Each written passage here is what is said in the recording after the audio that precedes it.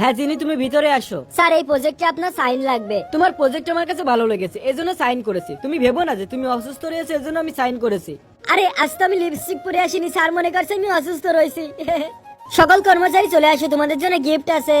আরে আমার পালা কখন আসবে? সুযোগ পাইছি, এবার আমি হাত ঢুকাই। এই তো বের করলাম লাকি বল, এবার দেখি কি লেখা আছে। আরে এ তো উল্টো পাল্টা কি লেখা। আরে জিনির আবার কি হলো? আরে সবাই দেখো, আমি 5,000 টাকা পেয়েছি। খুশি হয়ে লাভ নাই, আমি তোমার থেকে বেশি টাকা পেয়েছি। দেখো তো এখানে কি লেখা, এর মানে কি? এর মানে আপনি একটা গাড়ি জিতেছেন। কি, জিনি একটি গাড়ি জিতেছে আর আমরা মাত্র কয়েকটা টাকা পেলাম?